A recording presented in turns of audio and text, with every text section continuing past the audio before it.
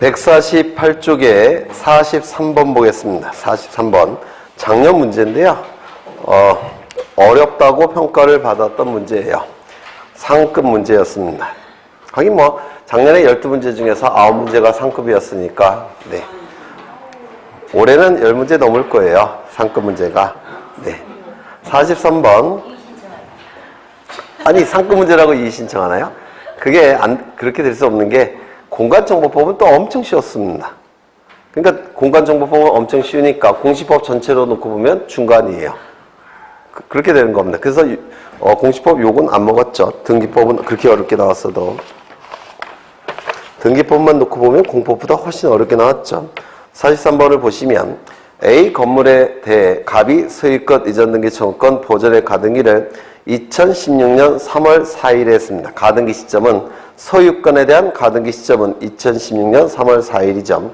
위 가등기에 2016년 10월 18일 소유권 이전에 본등기한 경우 A 건물에 있던 다음 등기 중 직권으로 말소하는 등기는 가등기 시점과 비교를 해야 되겠죠. 1번 갑에게 대항할 수 있는 주택 임차권에 의해서 2016년 7월 4일에 한 임차권 등기. 이 주택 임차권 등기는 가등기 이후에 일어났죠. 하지만 이건 대항할 수 있는 이라는 표현이 있죠. 직권 말소할 수 있겠습니까? 없을 겁니다. 2번 2016년 3월 15일 등기된 가압류에 의하여 이 가압류 등기는 시점이 얼마입니까? 3월 15일이죠. 가등기 이후에 일어났죠. 그러면 이거는 가등기 이후에 가압류 등기가 됐으니까 이 가압류 등기도 직권 말소. 그렇겠죠. 또한 이 가압류 등기에 의한 강제경매 개시 결정 등기도 어떻게 됩니까? 직권 말소. 그렇죠. 그래서 2번이 맞는 질문이 될 겁니다. 3번 2016년 2월 5일에 등기된 근저당권에 의해 근저당권 등기가 가등기보다 선순위네요.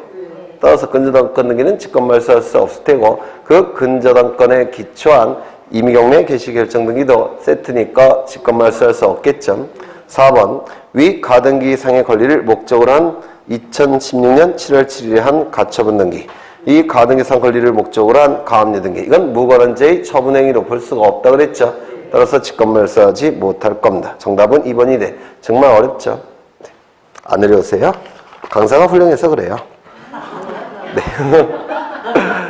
150쪽을 보겠습니다. 150쪽 49번. 49번을 보실 텐데요. 이것도 참 어려웠던 문제예요. 이것 좀 보겠습니다.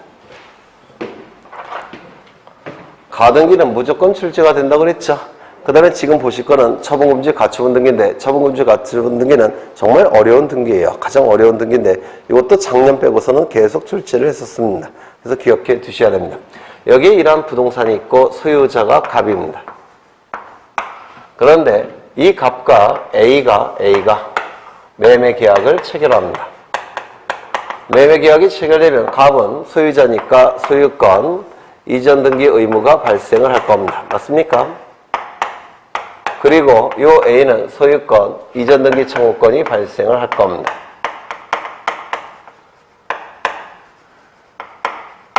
그러면 이 의무를 가지고 있는 자는 이행기에 자신의 의무를 자발적으로 이행해야 되겠죠. 맞습니까? 자발적으로 이행한다는 얘기는 등기소에 가서 등기를 신청해 주는 겁니다. 그래서 이렇게 공동으로 등기를 신청하면 이제 A 명의로 등기를 갖추면 A는 소유권을 취득할 겁니다. 맞습니까? 그런데 이 의무를 이행하지 않더라는 겁니다.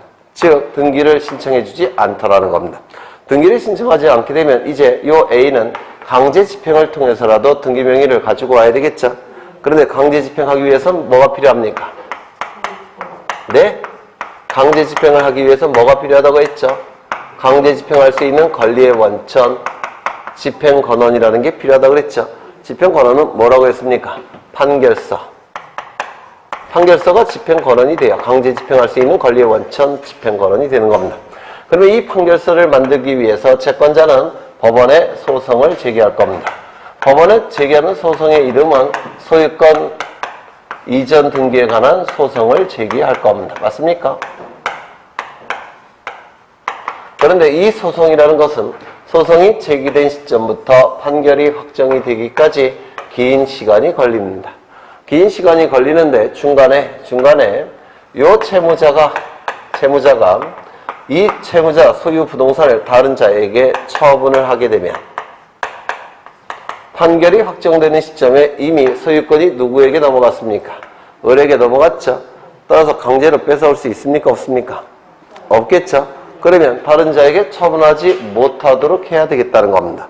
처분하지 못하도록 하는 걸 뭐라고 얘기합니까? 갑이 이 부동산을 계속 가지고 있도록 해야 되겠다는 겁니다. 가지고 있도록 하는 것을 법률 용어로 보전이라는 용어를 써요. 보전. 즉 가지고 있도록 소송을 같이 제기할 수밖에 없습니다. 이를 보전소송이라고 얘기했죠. 보전소송은 두 가지가 있습니다. 뭡니까? 가압류 신청, 처분금지, 가처분 신청. 채권자가 가진 채권이 금전 채권일 때는 보전소송으로 가압류 신청, 금전 이외의 채권일 때는 처분금지, 가처분 신청. 이때 A가 가진 등기청구권은 금전 채권입니까? 아니죠. 금전 이외의 채권이죠. 따라서 A는 보전소송으로 뭘 신청해야 됩니까? 처분금지, 가처분을 신청하는 겁니다. 맞습니까? 그래서 이 A는 처분금지, 가처분을 같이 신청을 해야 될 겁니다.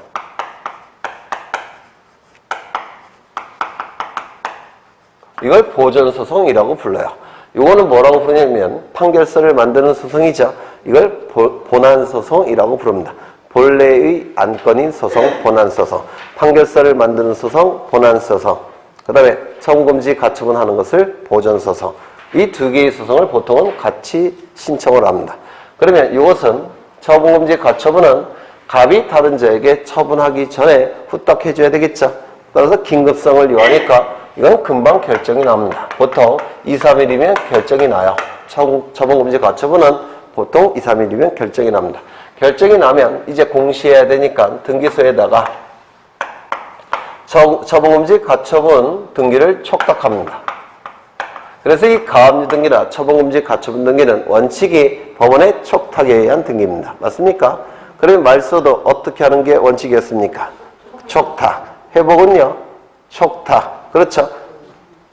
맞습니까? 그렇죠. 그런데 이 부동산이 만약에 미등기 상태라고 한다면 먼저 등기관은 등기부를 만들어야 되겠죠. 따라서 직권으로 보존 등기를 먼저 하고 촉탁에 의한 처분금지, 가처분 등기를 하게 될 겁니다. 맞습니까? 여하간 이 촉탁에 의해서 이 부동산에 대해서는 처분금지, 가처분 등기가 실행이 될 겁니다.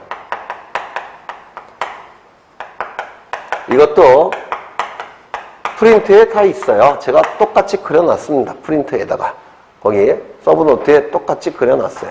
여기서 처분금지, 가처분 등기는 처분하는 것을, 채무자가 처분하는 것을 금지시키는 임시의 법원의 처분에 관한 등기다라는 뜻이에요. 너무 기니까 그냥 가처분 이렇게 얘기하는데요. 여기에 금지라는 용어는 쓰고 있지만 금지의 의미는 있다고 했습니까? 없다고 했습니까? 없습니다. 왜냐하면 A가 100% 승소 판결을 받는다는 보장은 없어요. 승소 판결을 받는다는 보장도 없는데 만약에 금지시켜버리면 나중에 A가 패소 판결을 받았을 때 채무자에게 너무 큰 손실이 발생합니다. 따라서 금지라는 용어는 쓰고 있지만 금지의 의미는 없다는 거, 이것도 최근에 계속 출제하고 있습니다. 그러면 금지의 의미는 없으니까 이 갑은 처분금지, 가처분 등기가 된 이후에 다른 자에게 처분할 수 있습니까? 없습니까? 있는 겁니다. 금지의 의미는 없으니까. 그렇죠? 여기서 금지라는 용어는 쓰고 있지만 금지의 의미는 없고 제한의 의미가 있다 이렇게 얘기를 합니다. 제한의 의미가. 그래서 이 가처분 등기나 가압류 등기는 처분 제한 등기 이렇게 얘기를 하는 겁니다. 그러면 제한의 의미가 무엇을 의미하느냐면 좀 이따 말씀을 드렸고요. 처분할 수 있다고 그랬죠. 처분할 수가 있으니까 매매 계약도 체결할 수가 있고 을 명의로 소유권 이전 등기도 가능할 겁니다. 그리고 을은 소유권을 취득할 겁니다. 그래서 을은 소유권자가 됩니다. 을은 소유권자예요. 맞습니까? 맞죠? 네. 그러면 이제 을이 이 시점부터 소유자가 될 테고 본안소송은 계속 진행이 될 겁니다. 그래서 이 시점에서 본안소송에 대해서 A가 승소 판결을 받았을 때고 이 판결이 확정이 됩니다. 이 판결이 확정이 되면 이제 A는 뭐가 되는 겁니까? 승소한 등기 권리자로서 이제 판결서를 가지고 강제 집행할 수가 있습니다. 판결서를 가지고 강제 집행한다는 건 뭘 의미합니까? 승소한 등기 권리자로서 판결에 의해서 등기를 단독 신청을 통해서 가지고 올 수 있다는 겁니다. 그래서 판결에 의한 등기 신청은 강제 집행의 한 방법이에요. 강제 집행. 승소한 등기 권리자는 판결서를 가지고 등기를 단독 신청할 수 있죠. 네. 그러면 이 단독 신청에 의해서 이제 등기가 실행이 될 겁니다. 등기가 실행이 될 겁니다. 요 등기 밑에 소유권 이전 등기가 실행이 될 겁니다. 누구 명의로? A 명의로. 가처분 등기도 A 명의로 되어 있었겠죠? 그러면 이제 요 을은 어떻게 됩니까? 권리를 뺏길 수밖에 없어요. 왜? A가 선순위자가 되기 때문에 그럴 겁니다. 그렇겠죠? 그러면 이때 이 을은 승소 판결을 받은 요 A에게 자신의 권리 취득을 주장하거나 대항할 수 있을까요? 없을까요? 없죠. 맞지 않습니까? 그렇죠. 이미 가처분 등기를 통해서 을에게 경고한 겁니다. 네가 소유권을 취득하겠지만 내가 뺏어갈 수 있다라고 가처분 등기를 통해서 이미 경고가 된 겁니다. 따라서 A는 권리 취득을 가지고 승소 판결을 받은 이 가처분 채권자에게 권리 취득을 가지고 대항할 수 있다 없다? 없다. 하지만 돈을 받아 쳐드신 전 소유자에게는 소유권 취득을 대항할 수가 있습니다. 요게. 그러면 소유권 취득을 갑에게는 대항할 수 있으니까 권리를 뺏겼죠. 따라서 손해배상 청구하는 겁니다. 대금에 대해서. 여하간 이 을의 권리 취득은 A에게는 대항할 수가 없고 전 소유자 갑에게는 대항할 수 있죠. 이걸 뭐라고 부르냐면 처분 제한의 효력이다 이렇게 얘기를 하는 겁니다. 즉 상대적 효력설 이렇게 얘기를 해요. 이 처분금지 가처분 등기 효력은 상대적 효력이 있다 이렇게 얘기합니다. 승소 판결을 받은 자에게는 대항할 수 없다는 뜻입니다. 그렇죠? 그러면 요 A에게 대항할 수 없으니까 하나의 부동산에 대해서 소유권 이전 등기 두 개가 양립할 수는 없겠죠. 그런데 A에게 대항할 수 없으니까 이 등기는 어떻게 돼야 됩니까? 일단은 말소시켜야 되겠죠. 말소가 돼야 될 겁니다. 말소가 돼야 될 겁니다. 이거 이해가 되십니까?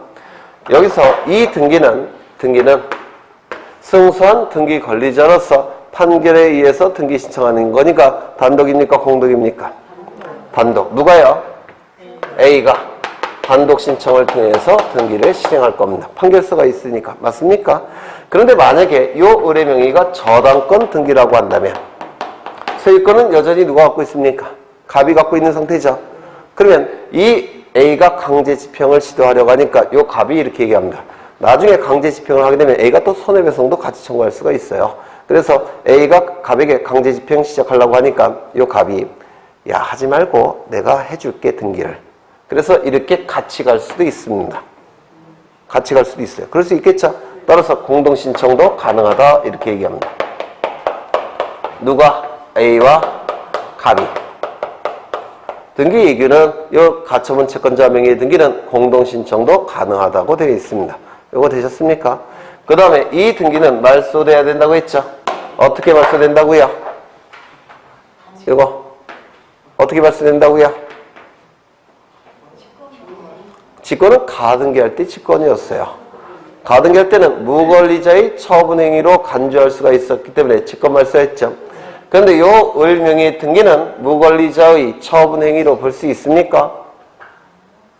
아까 금지라는 용어는 쓰고 있지만 금지의 의미는 없다 그랬죠. 따라서 갑은 을에게 등기를 해줄 정당한 권리가 있었던 겁니다. 따라서 이 등기는 무권리자에 의한 등기가 아니에요. 따라서 직권 말소할 수 있겠습니까? 없습니다. 그러면 이 말소를 어떻게 하냐면 A가 승소 판결을 받았죠. 따라서 판결에 의해서 등기 신청하는 거예요. 그러면 직권 말소가 아니라 뭐겠습니까? 아까 말씀하신 단독 신청. 가등기와 자꾸 혼동을 일으키시면 안 돼요. 가등기에 의해서 본등기할 때는 무권리자의 처분행위와 같은 결과였으니까 직권 말소였는데 여기서는 무권리자의 처분행위로 볼 수가 없습니다. 정당한 권리자의 처분행위였습니다. 따라서 직권 말소가 아니에요. 다만 판결서 갖고 말소 신청하는 거니까 이거는 직권 말소가 아니라 뭡니까? 단독 신청. 단독 신청. 되셨죠? 이건 단독 신청. 누가요? A가 단독 신청합니다. 그리고 이 두 개의 등기는 어떻게 신청한다고 했습니까? 동시 신청. 그러면 이 등기관은 동시 신청이 됐으니까 먼저 이 등기를 합니다. 말소 등기를 합니다. 말소 등기를 한 다음에 이 등기 하겠죠. 가처분 채권자 명의로 소유권 이전 등기를 합니다. 그러면 등기관은 가처분 채권자 명의로 소유권 이전 등기할 때 A명의 가처분 등기가 필요 없다는 것을 직관적으로 알게 됩니다. 맞습니까? 따라서 이 등기는 무슨 등기입니까? 직권말소. 원래 가처분 등기는 촉탁에 의한 등기니까 말소도 원칙은 뭡니까? 촉탁. 그렇죠? 그런데 이때만큼은 이외적으로 어떻게 말소된다고요? 직권말소. 그래서 출제가 되는 겁니다. 가처분 등기는 원래가 촉탁말소예요. 원칙이. 하지만 이 경우에 한해서 뭐라고요? 직권말소가 되는 겁니다. 되셨습니까? 이게 가처분 등기 다예요. 네. 만약에 여기가 전세권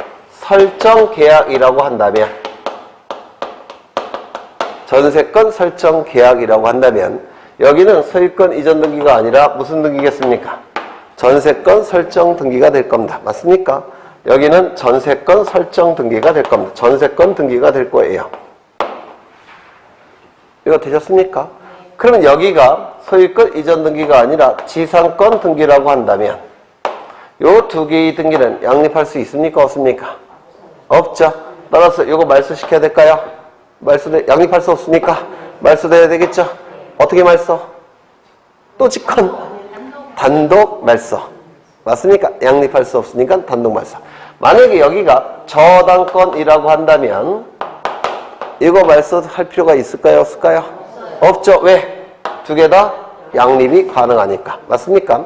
여기는 전세권이고 여기는 지상권이에요. 그럼 원칙은 말소 신청해야 된다고 했죠. 그런데 요 A가 가진 요 전세권 등기는 요 부분, 을이 취득한 지상권 등기는 요 부분이라고 한다면 이거 양립할 수 있습니까? 있겠죠. 말소 신청할 필요가 있습니까? 없습니까? 이때는 없을 겁니다.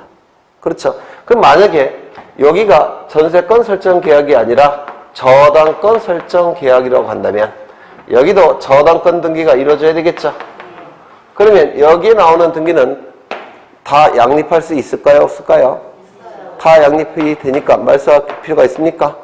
이때는 말소 신청 안 되겠죠. 네, 뭐 이런 것들이 출제가 되는 겁니다. 이제 하나 더 보겠습니다. 요 시점은 A의 이름으로 처분금지 가처분 등기가 이루어진 시점입니다. 요 시점은 을의 이름으로 등기가 이루어진 시점입니다. 그리고 요 시점은 A 이름으로 소유권 이전 등기가 이루어진 시점입니다. 그러면 요 을명의 등기는 아까 어떻게 해야 된다고 했습니까? 또 직권이라고 그러시면 안 돼요. 가처분이면 단독신청, 가등기면 직권말소. 그렇죠. 그래서 이 등기는 단독신청을 통해서 말소가 될 겁니다. 이제는 좀 기억하시죠? 네. 되셨나요? 그런데 만약에 이 시점에 을의 등기가 가압류 등기라고 한다면 이것도 가처분 등기 후순위죠. 따라서 어떻게 해야 됩니까? 단독신청 말소, 단독말소. 맞습니까? 만약에 을 명의의 등기가 저당권 등기라든지 전세권 등기라든지 또는 담보 가등기라고 한다면 이것도 어떻게 해야 되겠습니까? 단독신청. 맞습니까? 요 을의 등기가 임차권 등기라고 한다면 이것도 어떻게 될까요? 단독신청 통해서 말소할 겁니다. 가처분권자보다 후순위니까. 맞습니까? 후순위니까. 그런데 요 가압류 등기에 필연적으로 뒤따르는 게 있다고 그랬죠? 뭡니까? 강제, 경매, 개시, 결정, 등기. 여기에 필연적으로 뒤따르는 등기가 있죠? 임의, 경매, 개시, 결정, 등기.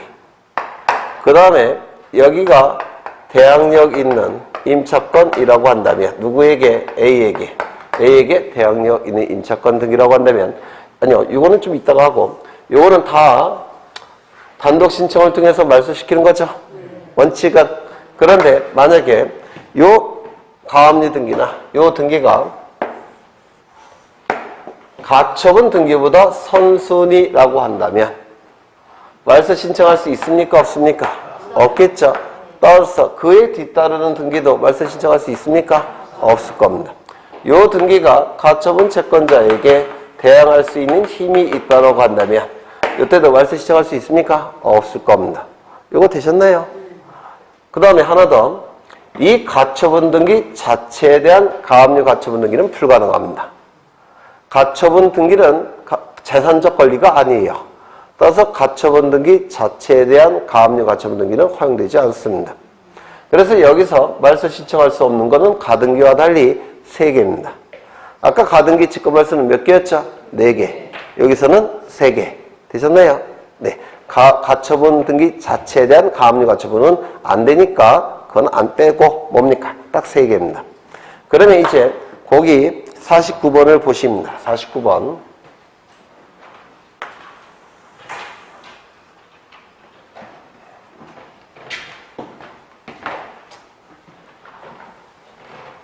맨 처음에 의뢰 근저당권 설정 등기가 이루어졌죠. 의뢰 근저당권 설정 등기. 의뢰 근저당권 설정 등기가 이루어졌습니다. 그 다음에 뭐가 이루어졌습니까? 병의 소유권 이전 등기 청구권 청구권을 보존하기 위한 가처분 등기. 병의 가처분 등기가 이루어졌죠. 소유권 보존을 위한 가처분 등기. 그 다음에 뭐가 이루어졌습니까? 정의 가압류 등기. 정의 가압류 등기.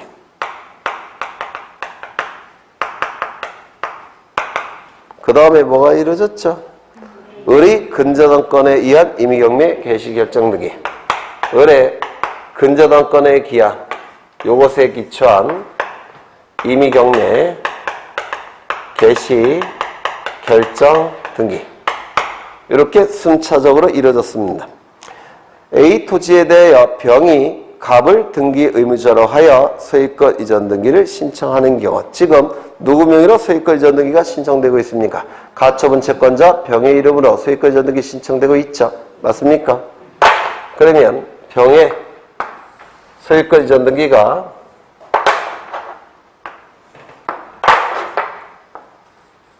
병의 소유권 이전 등기가 실행이 될 겁니다. 이렇게 돼 있죠. 그러면 여기서 가처분 등기 후 본등기 이전에 이루어진 요 가압류 등기는 어떻게 돼야 될까요? 네. 가처분 등기 이후에 이루어진 요 가압류 등기는 어떻게 돼야 됩니까? 그렇죠? 어떻게 말소된다고요? 단독 신청을 통해서 말소돼야 되겠죠. 맞습니까? 말소돼야 될 겁니다. 요 임의경매 개시결정 등기 말소시켜야 되겠습니까? 이 임의경매 개시결정 등기는 의뢰 근저당권에 기초한 등기죠. 의뢰 근저당권은 가처분 채권자보다 선순위 아닙니까? 말소할 수 있습니까? 없습니까? 말소할 수 없을 겁니다. 그 다음에 여기서 병의 가처분 등기가 이제 무슨 등기가 됐습니까? 병의 소유권 이전 등기가 됐죠. 따라서 이거는 이제 더 이상 필요합니까? 필요 없습니까?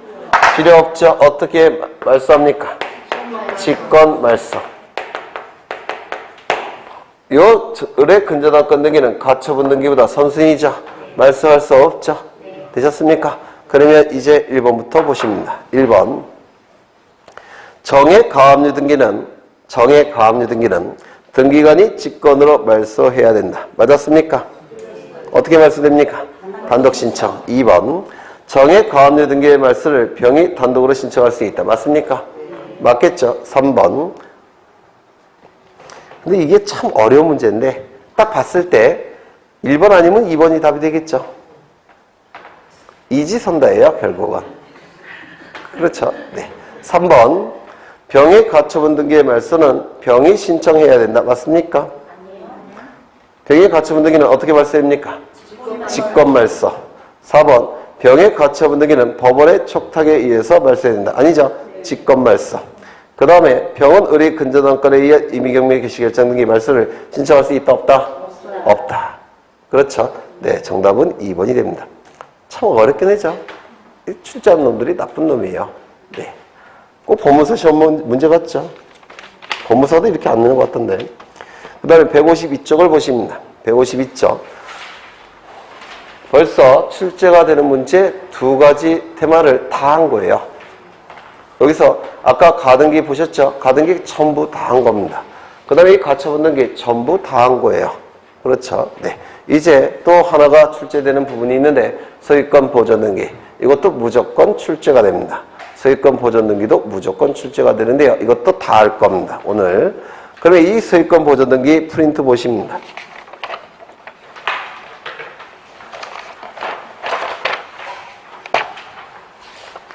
몇 쪽에 있느냐면 20 몇 쪽일까요? 6쪽.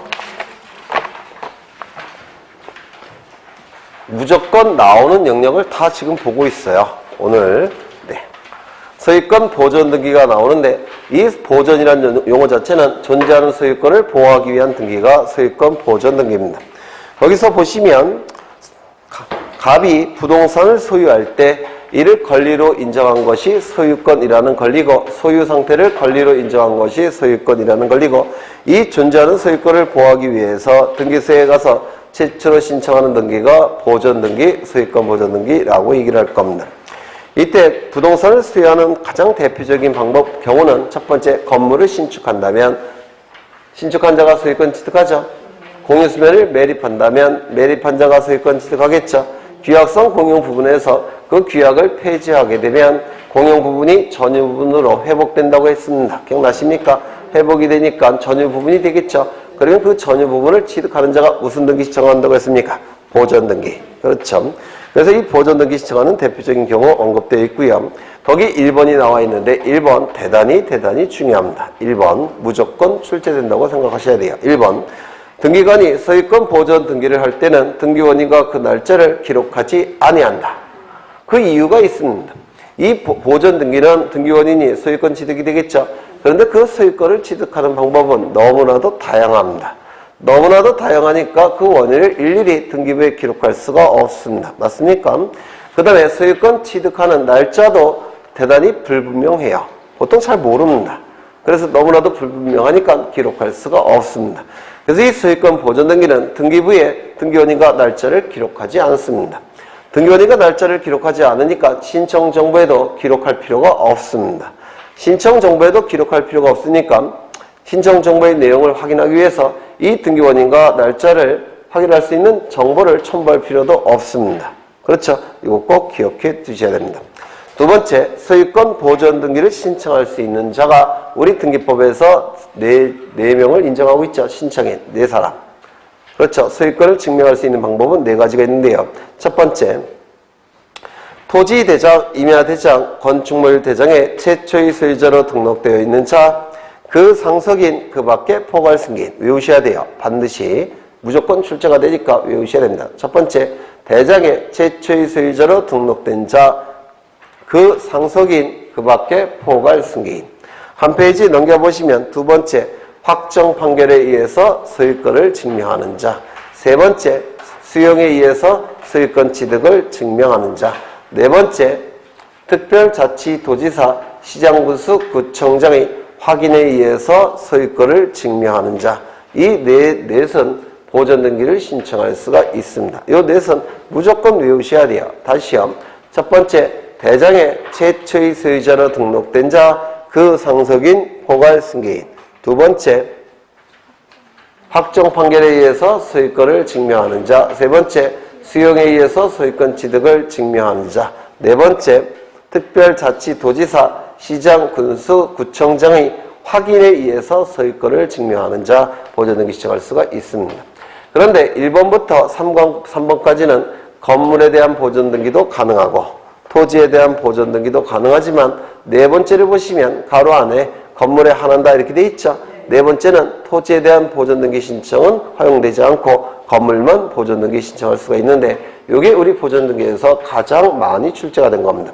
네 번째, 특별자치도지사, 시장, 군수, 구청장의 확인에 의해서 신청할 수 있는 보존등기는 건물에 한정이 됩니다. 토지는 안 돼요. 그 그러면 왜 토지에 대해서 안 되는지 이해를 하시면 될 텐데, 부동산은 크게 두 가지가 있죠. 뭐가 있습니까? 건물이 있고 토지가 있을 겁니다. 그런데 이 토지는 공간정보법에 의해서 지적공부가 반드시 존재합니다. 지적공부 안에는 대장이 있습니까? 없습니까? 토지대장, 임야대장이 있죠. 따라서 토지의 경우에는 공간정보법에 의해서 대장이 반드시 존재하니까 1번 갖고 보존등기 신청이 가능합니다. 그렇죠. 대장의 최초의 소유자로 등록된 자, 그 다음에 상속인, 포괄승계인은 보존등기 신청할 수 있다고 그랬죠. 그 1번 갖고 토지는 무조건 보존등기 신청이 가능해요. 그런데 건물은 얘기가 달라집니다. 건물은 허가를 받았다고 한다면 그때는 건축물 대장이 있습니다. 건축물 대장이 있으니까 건축물 대장이 있다고 한다면 1번 갖고 보존등기 신청할 수 있겠죠. 그런데 허가를 받지 않은 건물도 우리나라에 대단히 많습니다. 즉 무허가 건물도 굉장히 많아요. 무허가 건물도 재산이기 때문에 등기부가 있는 것이 원칙입니다. 그렇죠. 그런데 무허가 건물은 건축물 대장이 있습니까? 없습니까? 건축물 대장이 없습니다. 건축물 대장이 없으니까 건축물 대장의 역할을 하는 어떠한 서류가 필요합니다. 그 역할을 하는 서류가 바로 특별자치도지사, 시정구수, 구청장의 확인서입니다. 그 확인서가 바로 건축물 대장의 역할을 합니다. 그러면 이 확인서는 네 번째가 확인서죠. 이 네 번째 확인서가 건축물 대장의 역할을 해서 보존등기 신청이 가능하다면 그 확인서는 일정한 요건을 갖춰야 됩니다. 즉 건축물 대장과 같은 내용이 그 확인서에 들어가 있어야 됩니다. 이게 확인서의 요건이에요. 그러면 이 건축물 대장은 어떠한 내용이 들어가 있느냐면 이게 건축물 대장인데 이 건축물 대장 안에는 반드시 건축물의 표시가 있어야 됩니다. 두 번째, 소유자의 표시도 반드시 들어가 있어야 됩니다. 우리가 지적공부는 토지의 표시와 소유자가 등록되어 있다고 그랬죠. 마찬가지로 건축물 대장도 건축물의 표시와 소유자가 등록되어 있습니다. 그렇다면 이 확인서는 건축물 대장의 역할을 하니까 건축물 대장처럼 뭐가 반드시 들어가 있어야 됩니까? 건축물의 표시가 반드시 들어가 있어야 되고 소유자의 표시가 반드시 들어가 있어야 됩니다. 이거 이해가 되십니까? 그렇죠. 그렇다고 한다면 이 서류는 확인서로 볼 수가 있느냐? 즉 건축허가서인데 이 건축허가서 안에는 건축물의 표시가 있고 건축허가 명의인이 등록되어 있습니다. 이 건축허가 명의인을 건축주라고도 부릅니다. 그러면 이 건축허가서가 확인서라고 볼 수 있다면 확인서와 같은 내용이 등록되어 있다면 이거 가지고도 보존등기 신청할 수 있겠죠. 건물에 대해서. 맞습니까? 그런데 이 허가서에는 건축물의 표시가 등록되어 있고 건축허가 명의인이 등록되어 있는데 이 허가서는 대장의 역할을 할 수 있는 확인서가 될 수 있을까요? 없을까요? 안 됩니다. 이유는요. 여기 건축물의 대장에 등록되어 있는 이 건축물은 건물이 완성이 된 다음에 그 완성된 건축물을 정확하게 표시를 해야 됩니다. 그런데 이 건축허가서에 있는 건축물의 표시는 건물이 완성되기 전에 표시한 겁니까? 완성 후에 표시한 겁니까? 그렇죠. 건물이 짓기 전에 먼저 건축허가서가 나오는 거죠. 따라서 이거는 건물이 완성되기 전 단계의 표시예요. 따라서 이 건물을 정확하게 표시하고 있지 못합니다. 이거 이해가 되십니까? 두 번째, 건축허가 명의. 얘가 소유자로 인정될 수 있겠습니까? 우리나라에서는 다른 사람 이름을 빌려서 허가를 받는 경우가 대단히 많습니다. 따라서 이자가 소유자로 확정될 가능성도 별로 없습니다. 그러면 이 건축허가서는 확인서의 자격을 갖출까요? 못할까요? 못 갖춥니다. 따라서 건물보존등기 시작할 수 있다 없다? 없다 이렇게 얘기를 할 겁니다. 맞습니까? 그래서 네 번째에서 출제가 될 수 있는 것은 건축허가서는 확인서가 될 수 없다는 거. 따라서 보존등기 신청할 수 없다는 거. 그리고 이 확인서의 요건이 되기 위해선 두 가지를 갖춰야 된다는 거. 이걸 좀 기억해 두셔야 됩니다. 그 다음에 세 번째, 수용에 의해서 소유권을 취득하는 자도 보존등기 신청할 수 있다고 그랬죠. 수용은 원시 취득입니까? 승계 취득입니까? 원시 취득. 그렇죠. 원시 취득이니까 수용으로 인한 등기는 단독입니까? 공동입니까? 단독 신청. 이 단독 신청인데 그 부동산이 미등기 상태라고 한다면 등기부가 없으니까 보존등기 신청할 수 있겠죠. 그런데 이미 등기부가 있다고 한다면 보존등기 대신 무슨 등기 한다고 했습니까? 소유권 이전 등기를 한다고 했습니다. 맞습니까? 그래서 등기부가 없을 때는 보존, 있으면 이전. 그 정도 보시면 될 테고, 그 다음에 첫 번째를 먼저 보겠습니다. 첫 번째, 거기 분명히 토지대장, 임야대장, 건축물 대장에 최초의 소유자로 등록된 자라고 되어 있습니다. 맞습니까? 따라서 대장에 최초의 소유자로 등록된 자만 보존등기 신청이 가능합니다. 그렇죠. 최초의 소유자로 등록된 자만 보존등기 신청이 가능할 겁니다.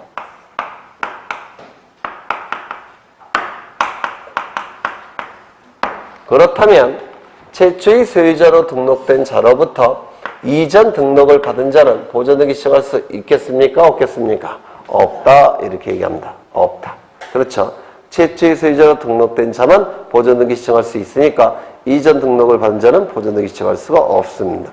그런데 등기 예규를 보면 예외가 인정이 돼요. 예외가.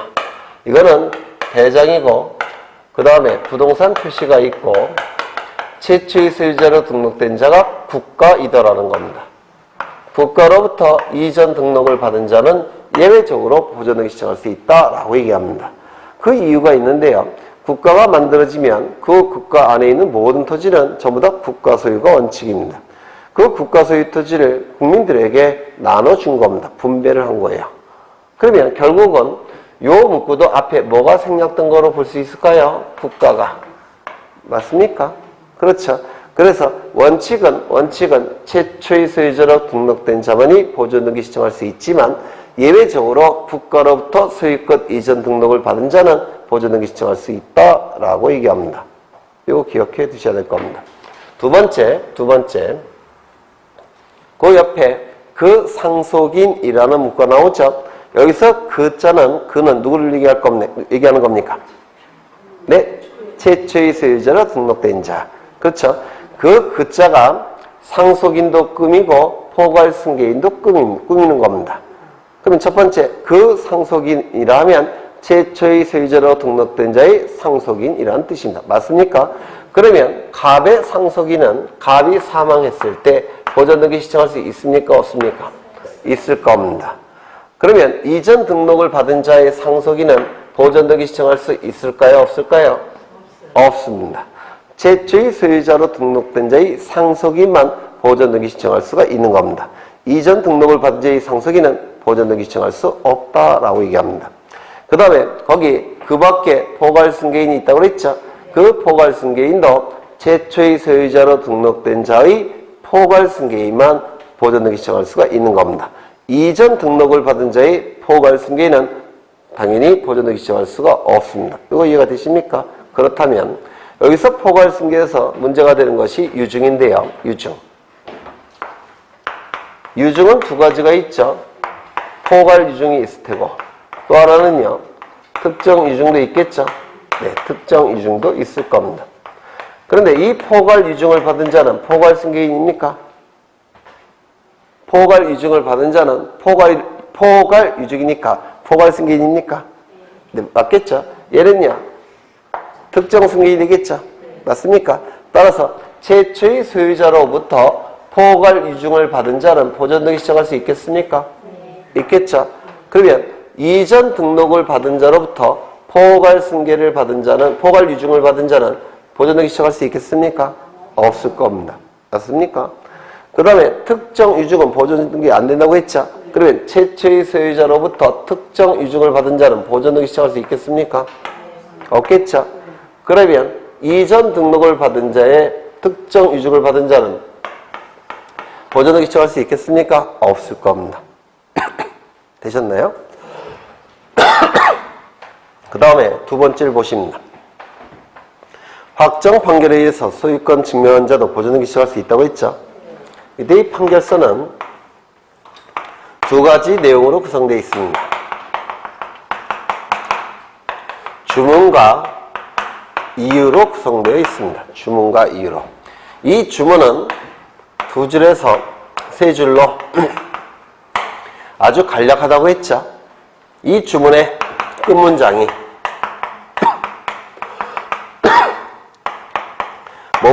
무엇을 확인한다 라고 끝나면 이거 무슨 판결입니까? 확인 판결. 무엇을 이행하라 이렇게 끝나면 무슨 판결입니까? 이행 판결. 무엇을 한다. 무슨 판결? 형성 판결. 그런데 요 이유에 갑이 소유자임이 표시가 되어 있다면 이것과 관계없이 갑은 법원이 소유자로 인정한 겁니다. 맞습니까? 따라서 갑은 보존등기 신청할 수가 있습니다. 이것과 관계없이. 그렇다면 보존등기 신청할 수 있는 판결은 확인 판결에 하나는 겁니까? 아니죠.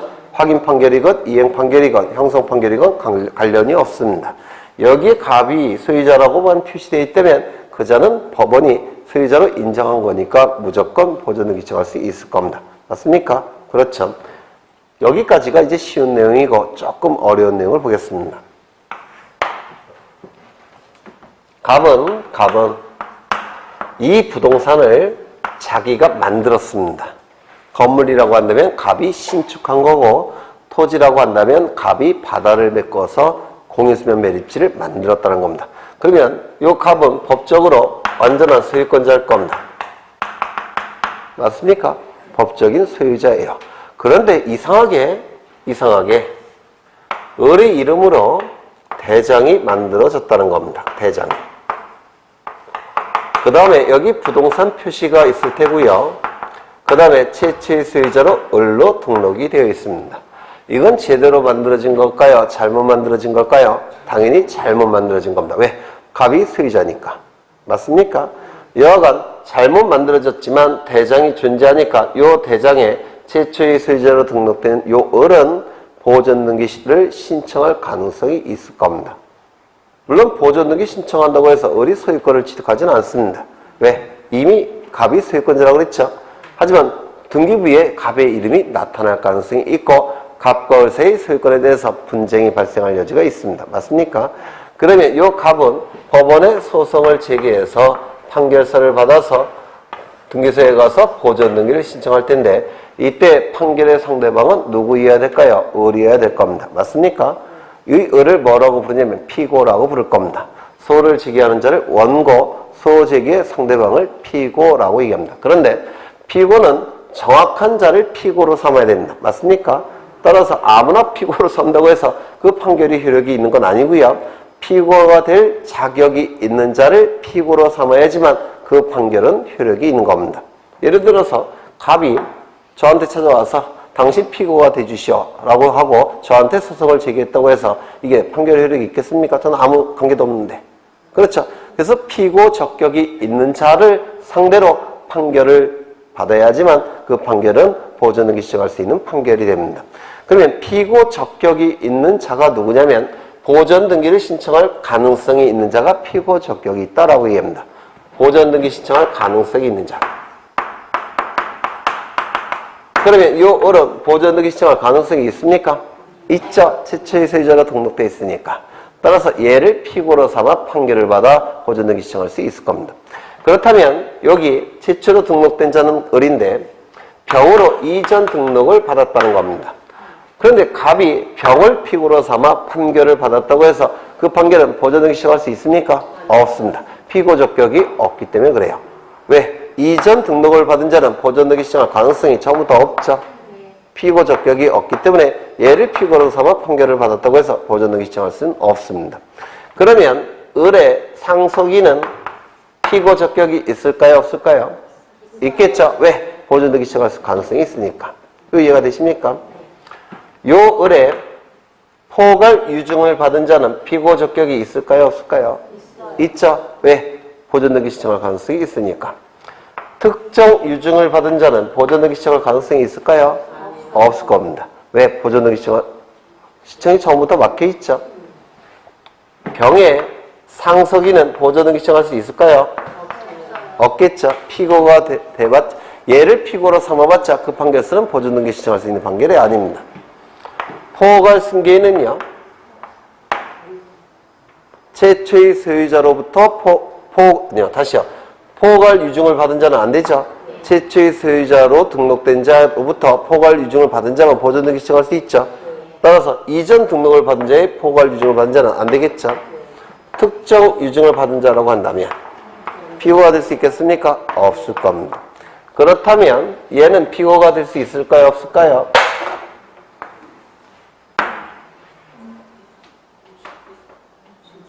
건축허가 명의인 또는 건축주 같은 뜻인데요. 피고가 될 적격이 있을까요? 없을까요? 없다고 그랬죠. 왜? 이거는 보존등기 신청할 수 있는 확인서가 될 수 없다고 그랬죠. 따라서 얘는 보존등기 신청할 수가 없습니다. 피고가 될 자격도 없는 겁니다. 따라서 건축허가 명의인을 피고로 삼아 판결서를 받았다고 하더라도 그 판결서는 보존등기 신청할 수 있는 판결서가 아닙니다. 이거 이해가 되십니까? 네. 그러면 가장 일반적인 것은 대장이 될 겁니다. 대장은 부동산 표시가 등록되어 있을 테고 최초의 소유자가 등록되어 있을 겁니다. 맞습니까? 그러면 그 최초의 소유자로 등록된 자를 피고로 삼아 판결을 받아 보존등기 신청해야 될 겁니다. 맞습니까? 그런데 여기 빈칸으로 되어 있다는 겁니다. 빈칸. 대장의 소유자 부분이 빈칸으로 되어 있다는 겁니다. 그러면 누가 피고가 돼야 될까요? 누가? 이때는 부동산의 종류에 따라서 달라집니다. 이것이 토지라고 한다면 토지는 통치권이 미치는 공간적 범위죠. 따라서 최종 책임권자는 국가예요. 국가를 피고로 삼아야 됩니다. 건물이라고 한다면 모든 서류가 다 지자체에 있습니다. 따라서 시장군수 구청장 지자체가 피고가 돼야 됩니다. 지자체. 이거 이해가 되십니까? 그러면 건물의 경우 국가를 피고로 삼은 판결은 보존등기 신청할 수 있겠습니까? 없겠죠. 토지의 경우 지자체를 피고로 삼은 판결은 보존등기 신청할 수 있겠습니까? 토지의 경우 지자체를 피고로 삼은 판결은 보존등기 신청할 수 있겠습니까? 없습니다. 그렇죠. 토지는 무조건 국가를 피고로 삼아 판결을 받아야 되고 건물은 무조건 지자체를 피고로 삼아 판결을 받아야 됩니다. 맞습니까? 네. 그러면 보존등기 다 해결이 된 겁니다. 거의 여기서 다 걸려요. 네. 그러면 문제를 보겠습니다. 2번 토지 또는 건물의 보존등기 시 소유권을 증명하는 판결과 관련된 내용이다. 타당한 것은 1번 소유권을 증명하는 판결은 보존등기 신청인의 소유임을 확정하는 내용의 것이어야 하므로 소유권 확인 판결에 한한다. 아니죠? 네, 확인 판결에 한하지 않습니다. 아무 판결이나 상관이 없습니다. 2번 건물에 대하여 건축 허가 명의인을 상대로 한 소유권 확인 판결은 소유권을 증명하는 판결이 해당된다. 피고 적격이 없는 자를 피고로 삼아 판결받았죠? 안 될 겁니다. 3번 토지 대장상 공유임 미등기 토지에 대한 공유임을 분할 판결은 소유권을 증명하는 판결에 해당된다. 공유임을 분할 판결은 뭐뭐 한다로 끝나죠. 형성 판결입니다. 형성 판결도 보존등기 시작할 수 있는 판결이 됩니까? 네, 판결 이후에 소유자임이 표시가 되어 있다면 당연히 이 형성 판결도 보존등기 시작할 수 있겠죠. 네, 이게 정답입니다. 네 번째, 건물에 대하여 국가를 상대로 한 소유권 확인 판결은 안 되죠. 건물은 지자체. 5번 당해 부동산이 보존등기 신청인의 소유임을 이유로 소유권 보존등기 말소를 명한 판결. 이거는 이행 판결이에요. 그 다음에 보존등기 신청인의 소유임을 이유로 라고 되어 있죠. 그래서 이후에 보존등기 신청인이 소유권이 있다라고 표시가 됐다는 뜻이에요. 그러면 그 판결서를 가지고 보존등기 시작할 수 있습니까? 있을 겁니다. 넘기겠습니다. 다 해결이 돼요. 그거 갖고. 그 다음에 157쪽을 보시는데요. 12번 볼 겁니다. 이것도 프린트로 좀 보겠습니다. 프린트 어디를 보시냐면